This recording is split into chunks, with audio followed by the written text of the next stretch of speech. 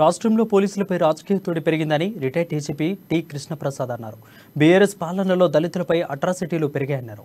మహిళల అక్రమ రవాణాలో రాష్ట్రం దేశంలోనే అగ్రస్థానంలో ఉందన్నారు. అయితే నేషనల్ క్రైమ్ రిపోర్ట్లో రాష్ట్రం అగ్రస్థానంలో ఉందన్నారు. పోలీసుల సమస్యలు చాలా పెండింగ్లో ఉన్నాయని అన్నారు. రాష్ట్రంలో ఆర్థిక నేరాలు పెరిగాయన్నారు. బీజేపీ ప్రభుత్వం వస్తేనే నేరాలు అదుపులో ఉంటాయని అంటున్న మాజీ డీజీపీ కృష్ణప్రసాద్తో మా ప్రతినిధి రాజు ఫేస్ టు ఫేస్. రాష్ట్రంలో పోలీస్ డిపార్ట్మెంట్ ఆధ్వర్యంలో జరుగుతున్న సురక్షా సంబరాల వైపు జరుగుతూ ఉంటాయి. యాక్చువల్లీ రాష్ట్రంలో అయితే ఏదైతే ఎస్సీ ఎస్టీ అట్రాసిటీ కేసులు పెరిగిపోతున్నాయి, అదేవిధంగా హ్యూమన్ ట్రాఫికింగ్ జరిగిపోతుంది. ఆర్థిక నేరాల్లో మన రాష్ట్రం దేశంలోనే మొదటి స్థానంలో ఉంది. నేరాల కట్టడికి రాష్ట్ర ప్రభుత్వం తీసుకుంటున్న చర్యలు అయితే శూన్యమని చెప్పి కూడా బీజేపీ నేత అయితే ఆరోపిస్తున్నారు. మనతో పాటు retired DGP T Krishnaprasad sir ఉన్నారు. ఆయన అడిగి మరిన్ని వివరాలు తెలుసుకుందాం. సార్ నమస్తే సార్.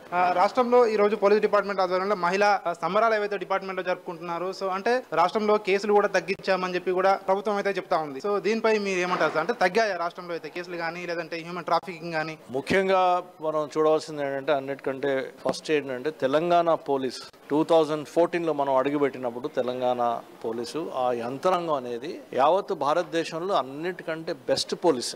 అటు టెక్నికల్ పోలీసింగ్ కానివ్వండి, అటు ప్రొఫెషనల్ పోలీసింగ్ కానివ్వండి, యాంటీ నక్సల్ ఆపరేషన్స్ కానివ్వండి, అన్నిట్లో మొత్తం భారతదేశంలో బెస్ట్ పోలీసు తెలంగాణ పోలీసు. కాకపోతే ఈ పొలిటికల్ ఇంటర్ఫియరెన్స్ అనేది ఒకటి, ఒక కొత్త కల్చరు, అన్ని okay, drugs okay, liquor okay, belt shops okay అని కొత్త కల్చర్ ఒకటి స్టార్ట్ అయ్యింది. మళ్ళీ పొలిటికల్ ఇంటర్ఫియరెన్స్, పోలీస్ స్టేషన్లో ఎమ్మెల్యేలు చెప్తే కానీ ఎఫ్ఐఆర్ ఇష్యూ చేయకూడదు, ఇటువంటి పొలిటికల్ కల్చర్ రావడం వల్ల most effective best police in the country ఇన్ఎఫెక్టివ్గా తయారవుతూ వస్తుంది. దాని ఎఫెక్ట్ ఇంపాక్ట్ వాళ్ళ పర్ఫార్మెన్స్ మీద మనకు కనిపిస్తూ ఉంది. ఇప్పుడు ఏ విధంగా పర్ఫార్మెన్స్ కనిపిస్తూ ఉంటే పాక్సో కేసులు పెరుగుతూ ఉన్నాయి. ప్రతిరోజు 7 మైనర్ బాలికల మీద అత్యాచారాలు జరుగుతున్నాయి.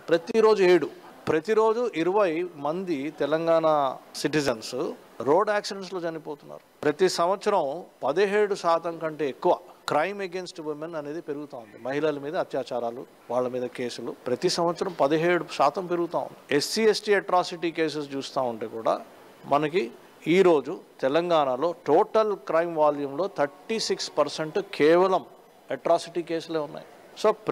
ఎక్కడ చూసినా మీరు crime against women, atrocities against SC ST, POCSO cases, human trafficking 347 human trafficking cases పోయిన సంవత్సరం జరిగినాయి. అది భారతదేశంలో అందరికంటే ఎక్కువ, అన్ని రాష్ట్రాల కంటే ఎక్కువ కేసులు ఇక్కడ జరిగినాయి.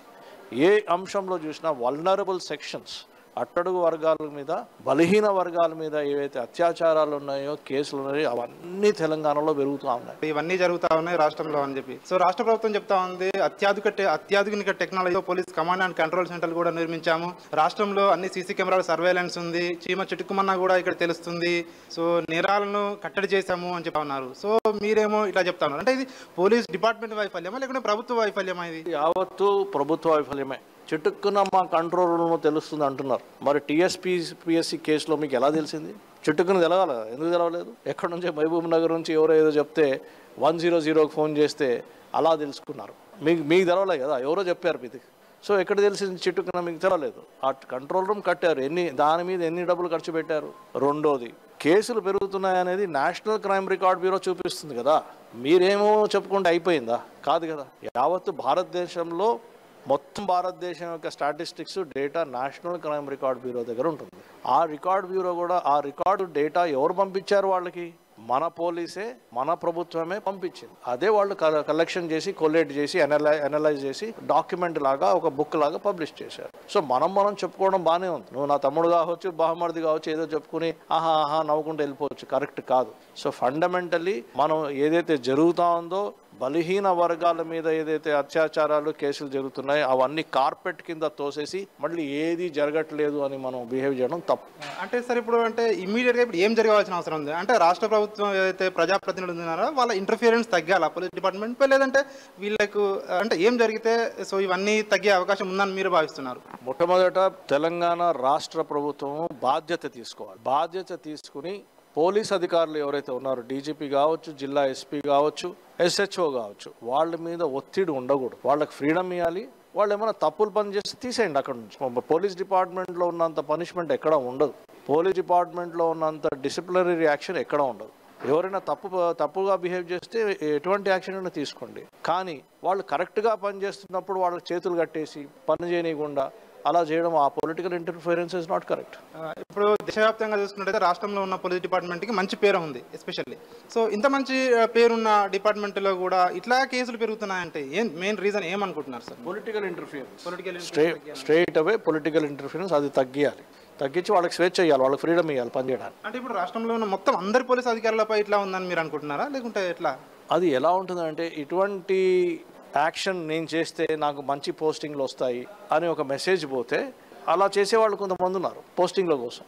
నేను అది చేయను, నాకు ఇష్టం లేదు అన్న వాళ్ళకి పోస్టింగ్ లేదు. అలా సఫర్ అయిన వాళ్ళు చాలామంది. అదేవిధంగా నాకు కూడా డీజీపీ పోస్ట్ ఇలే కదా నేను చేయనని చెప్పినందుకు. సో సిస్టమ్ అలా సెట్ అవుతుంది. మీరు ఎలా కావాలో ప్రభుత్వం ఎలా కోరుకుంటుందో సిస్టమ్ అలా సెట్ అవుతా ఉంది. సో ఇది రిటైర్డ్ డీజీపీ కృష్ణప్రసాద్ చెప్తున్నారు. రాష్ట్రంలో అయితే శాంతి భద్రతలు లేకుంటే కానీ కేసులు కానీ ఏవైతే పెరుగుతా ఉన్నాయో వీటిపై పొలిటికల్ ఇంటర్ఫిరెన్స్ బాగా పెరిగింది. So political interference police department పై తగ్గియాలి. సో అలాగే కానిస్టేబుల్లకు కానీ హోంగార్డులకు కానీ సో వాళ్ళకి రావాల్సిన టీఎల్ కానీ డిఎల్ కానీ సో టైంకు రావడం లేదు. ఇవన్నీ వస్తే సో డిపార్ట్మెంట్ ఇండిపెండెంట్గా పనిచేసుకుంటుంది తప్ప అప్పుడైతే కానీ సో రాష్ట్రంలో అయితే కేసులు ఏవైతే ఉన్నాయో అప్పుడే కానీ తగ్గుతాయని చెప్పి కూడా ఆయన చెప్తా ఉన్నారు. సో ఇది పరిస్థితి. సో వీడియో జర్నలిస్ట్ శివతో రాజు, అమాన్యూస్, హైదరాబాద్. రాష్ట్రంలో పోలీస్ డిపార్ట్మెంట్